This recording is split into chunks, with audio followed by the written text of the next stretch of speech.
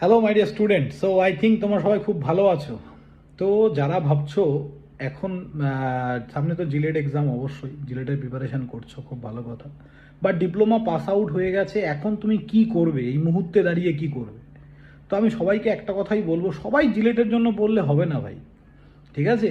কিছু স্টুডেন্টকে গভর্নমেন্ট জবের জন্য পড়তে হবে। এসএসসি যেই আরআরবি যেই প্রতি বছর যখন রিক্রুটমেন্ট করছে, তাহলে আমরা সেই রিক্রুটমেন্টটার জন্য কেন খাটবো না? শুধু একটার পেছনে কেন? সবাই যে লাইনে যাচ্ছে, আমি জিলেট দেবো, আমি বিটেক করবো, ওয়াই? ঠিক আছে, এরকম কোনো ব্যাপার নয় যে ওটা খারাপ ওটা ভালো, সবই ভালো। আফটার ডিপ্লোমা এসএসসি যেই একবার ক্র্যাক করতে পারলে তার লাইফ কি হবে মানে তোমাদের কোনো আইডিয়া নেই, ঠিক আছে? তো আমি সবাইকে বলবো, আমাদের এসএসসি যেই আরআরবি যেই নতুন ব্যাচ স্টার্ট হয়েছে, জাস্ট 2-3 দিন ক্লাস হয়েছে। তোমরা এখনও যারা ভাবছো অ্যাডমিশন নেবে, as early as possible easy to learning app download করো, সেখান থেকে জয়েন করো। মাত্র 3,000 টাকায় technical, non technical, CBT 1 CBT 2 সব কিছুর জন্যই আমরা মোটামুটি প্রিপারেশান করাচ্ছি।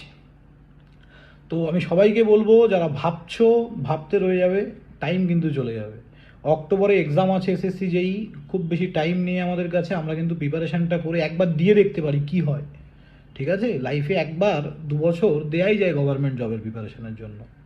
তো এটাই বলার ছিল, সবাই ভালো থাকবে, দেখা হবে নেক্সট কোনো ভিডিওতে। কারো কোনো ডাউট থাকলে তোমরা আমার নাম্বারে হোয়াটসঅ্যাপ বা কল করতে পারো। Thank you.